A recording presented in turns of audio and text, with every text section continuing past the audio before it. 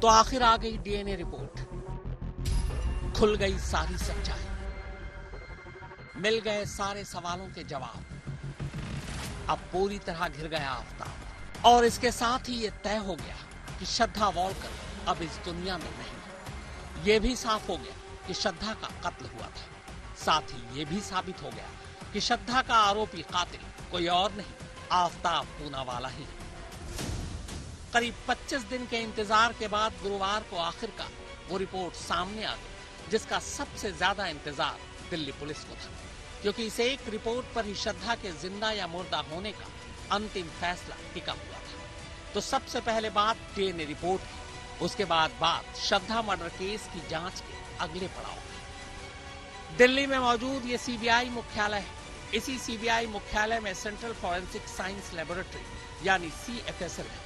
हर बड़े और पेचीदा केस की फॉरेंसिक जांच यही लैब में होती है। श्रद्धा मर्डर केस में दिल्ली पुलिस ने फॉरेंसिक जांच के लिए 2 अलग-अलग लैब को चुना था। आफताब के घर से लिए गए खून के नमूने और दूसरे सुरागों को जांच के लिए रोहिणी फॉरेंसिक लैब भेजा गया था। जबकि आफताब की निशानदेही पर महरौली के जंगलों से बरामद 13 हड्डियों की डीएनए जांच के लिए सैंपल सीबीआई के इसी CFSL में भेजा गया था। CFSL ने गुरुवार को डीएनए की रिपोर्ट दिल्ली पुलिस को सौंप दी। दिल्ली पुलिस के स्पेशल कमिश्नर सागरप्रीत हुड्डा ने बाकायदा रिपोर्ट मिलने का खुलासा किया।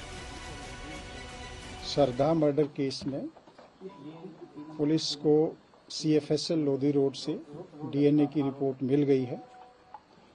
जो डीएनए की रिपोर्ट मिली है वो पुलिस स्टेशन में हेल्पफुल है। इसके साथ साथ हमें पॉलीग्राफी टेस्ट की रिपोर्ट भी मिल गई है। ये रिपोर्ट भी पुलिस को इन्वेस्टिगेशन में हेल्प करेगी। तो दिल्ली पुलिस ने डीएनए रिपोर्ट मिलने का खुलासा तो कर दिया, पर इस रिपोर्ट में है क्या, आइए अब आपको बताता हूँ। आफताब की निशानदेही पर दिल्ली पुलिस ने जो 13 हड्डियां बरामद की थी, उससे पुलिस को 2 बातें पता लगानी थी। पहली तो ये कि बरामद हड्डियां इंसान की ही, और दूसरी ये कि ये श्रद्धा की है। शुरुआती जांच में ही ये साफ हो गया था कि महरौली के जंगलों से जो हड्डियां पुलिस लेकर आई है वो इंसान की है। अब ये साबित करने के लिए कि ये हड्डियां श्रद्धा की, सबसे पहले पुलिस ने श्रद्धा के पिता विकास वॉलकर के डीएनए सैंपल लिए। इसके बाद इन 13 हड्डियों से इसका मिलान किया गया। बरामद हड्डियां और विकास वॉलकर के डीएनए सैंपल मैच कर गए, और इसके साथ ही ये साफ हो गया कि हड्डियां श्रद्धा की थी। शक और शुभे की अब कोई गुंजाइश नहीं थी। इस रिपोर्ट ने दिल्ली पुलिस का आधा काम आसान कर दिया। दिल्ली पुलिस सूत्रों के मुताबिक जो 13 हड्डियां CFSL को डीएनए जांच के लिए भेजी गई थी, उनमें से कुछ हड्डियां श्रद्धा के पिता के डीएनए सैंपल से पूरी तरह मैच की। इतना ही नहीं, महरौली के जंगल से जो इंसानी जबड़ा बरामद हुआ था वो भी श्रद्धा का ही निकला।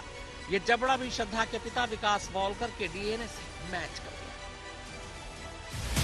डीएनए रिपोर्ट से पहले बुधवार को दिल्ली पुलिस को एक और रिपोर्ट मिल चुकी थी। फॉरेंसिक एक्सपर्ट्स की एक टीम ने छतरपुर पहाड़ी में आफताब के इस घर से खून की कुछ बूंदें बरामद की थी। साथ ही घर के टाइल्स की गैप से भी कुछ सुराग मिले थे। इन्हें भी जांच के लिए फॉरेंसिक लैब भेजा गया था, ये पता लगाने के लिए कि खून का सैंपल श्रद्धा के खून से मैच करता है या नहीं। घर में मिले खून के नमूने भी श्रद्धा के खून से मैच कर गए, यानी ये साफ हो गया कि श्रद्धा का कत्ल इसी घर के अंदर हुआ था। फॉरेंसिक की रिपोर्ट भी दिल्ली पुलिस के लिए आने वाले दिनों में बेहद कारगर साबित होगी। दिल्ली पुलिस को डीएनए रिपोर्ट मिल गई है। ये डीएनए रिपोर्ट श्रद्धा से मैच कर गए हैं। अब ये इसलिए महत्वपूर्ण है कि जो हड्डियां दिल्ली पुलिस ने CFSL जांच के लिए भेजी थी, उन्हें पुलिस ने आफताब की निशानदेही पर ही बरामद किया था, और जो खून के कतरे आफताब के किराए के फ्लैट से मिले थे वो भी श्रद्धा से मैच कर गए। ये अब तक का इस केस में सबसे बड़ा सबूत है, और दिल्ली पुलिस अब ये मान के चल रही है कि अब तक की जो जांच थी वो भी सही दिशा में आगे बढ़ रही है। फॉरेंसिक लैब से दिल्ली पुलिस को एक और रिपोर्ट मिली। ये रिपोर्ट उन कपड़ों में छुपे सुरागों को लेकर थी जिन कपड़ों को श्रद्धा ने कत्ल के वक्त पहन रखा था। ये कपड़े दिल्ली पुलिस को महरौली के जंगल से ही मिले थे। हालांकि आफताब ने शुरू में पुलिस को ये कहकर गुमराह किया था कि उसने श्रद्धा के कपड़ों को घर के पास ही एक कूड़ा गाड़ी में फेंक दिया था। इन कपड़ों में छुपे सबूत भी फॉरेंसिक जांच में ये गवाही देने लगे कि श्रद्धा मर चुकी है। इन रिपोर्ट्स के अलावा बुधवार को ही दिल्ली पुलिस को आफताब के पॉलीग्राफ टेस्ट की भी रिपोर्ट मिल गई। नार्को टेस्ट से पहले दिल्ली के इसी अंबेडकर अस्पताल में आफताब का पॉलीग्राफ टेस्ट हुआ था। हालांकि पॉलीग्राफ टेस्ट की रिपोर्ट के बारे में दिल्ली पुलिस ने कुछ खुलासा नहीं किया है, लेकिन पुलिस सूत्रों के मुताबिक ये रिपोर्ट भी आगे चलकर अदालती कार्रवाई में काफी अहम साबित होगी।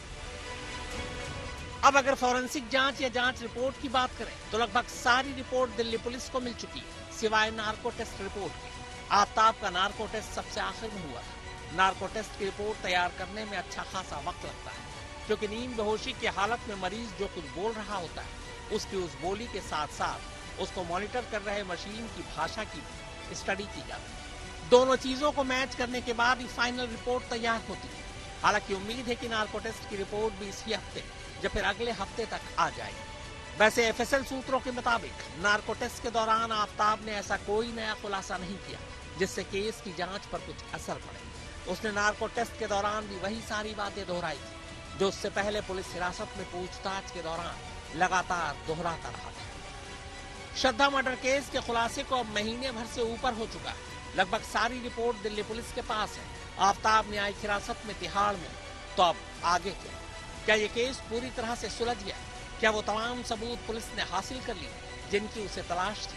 क्या आफताब को कड़ी सजा दिलाने के लिए दिल्ली पुलिस के पास तमाम पर्याप्त सबूत अब मौजूद है? तो भले ही डीएनए रिपोर्ट आ चुकी है, मगर इसके बावजूद अब भी ये केस पुलिस के लिए बेहद मुश्किल है। और ये हम नहीं कह रहे, बल्कि दिल्ली पुलिस कह रही है। दिल्ली पुलिस सूत्रों का कहना है कि जितना आसान ये केस दिखता है उतना आसान ये है नहीं। इसीलिए पुलिस बेहद सावधानी से अपनी तफ्तीश को आगे बढ़ा रही है। पुलिस सूत्रों का कहना है कि नए खुलासों और रिपोर्ट के बाद जरूरत पड़ी तो अदालत की इजाजत लेकर पुलिस आफताब से फिर से पूछताछ कर सकती है। दिल्ली पुलिस सूत्रों के मुताबिक आफताब शुरुआत से ही पुलिस को गुमराह कर रहा है। इसे देखते हुए आने वाले वक्त में वो अदालत में कोई नया पैंतरा न आजमाए, इसकी उम्मीद कम लगती है। इसीलिए फॉरेंसिक सबूतों के अलावा पुलिस बाकी तमाम छोटे बड़े सबूत, सर्कमस्टेंशियल एविडेंस और केस से जुड़े गवाहों पर बेहद बारीकी से काम कर रही है। पुलिस सूत्रों का कहना है कि डीएनए रिपोर्ट ने बस ये साफ किया कि हड्डियां श्रद्धा की थी, यानी श्रद्धा का कत्ल हो चुका है। लेकिन श्रद्धा का कत्ल आफताब ने ही किया है, ये साबित करना अब पुलिस का काम है। आफताब को कातिल ठहराने के लिए जरूरी है कि कत्ल का मकसद, कत्ल के लिए इस्तेमाल किए गए हथियार और कत्ल से सीधे तौर पर जुड़े दूसरे सबूतों को इकट्ठा किया जाए। श्रद्धा की हड्डियों का दिल्ली पुलिस अब पोस्टमार्टम रिपोर्ट कराने की तैयारी में है।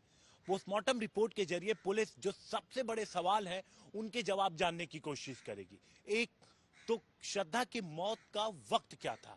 हालांकि सही जवाब मिलना मुश्किल है, लेकिन पुलिस आसपास के वक्त निकालने की कोशिश करेगी। इसके अलावा श्रद्धा की हत्या कैसे की गई, पुलिस ये भी जानने की कोशिश करेगी। लेकिन पुलिस ये जानती है कि इन सवालों के जवाब मिलना इतना आसान नहीं है, लेकिन पुलिस उम्मीद कर रही है कि अगर इन सवालों के जवाब उन्हें मिल जाते हैं तो उनकी जांच में बड़ी मदद होगी। वैसे दिल्ली पुलिस के पास ये एडवांटेज है कि डीएनए जांच में जो हड्डियां श्रद्धा की पाई गई, उन तमाम हड्डियों को आफताब की निशानदेही पर मेहरौली के जंगल से बरामद की गई थी। इतना ही नहीं, श्रद्धा की लाश के टुकड़ों को ढूंढने के लिए एक बार दिल्ली पुलिस खुद श्रद्धा के पिता विकास वॉलकर को भी अपने साथ ले गई थी। विकास वॉलकर के सामने ही आफताब उन जगहों की तरफ इशारा कर रहा था जहां उसने लाश के टुकड़ों को ठिकाने लगाया था। ये बात खुद विकास वॉलकर ने आज तक को बताई।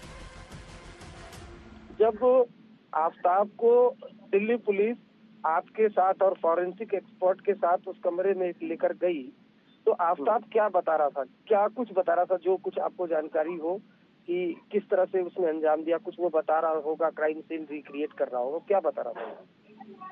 नहीं, मुझे तब उन्होंने बाहर ही खड़ा किया था रूम के अंदर से। वो इंक्वायरी कर रहे थे आफताब से, और तभी मुझे थोड़ा थोड़ा सा सुनाई दे रहा था कि वो एक्सप्लेन कर रहा था किस तरह से उसने किया है सब ये।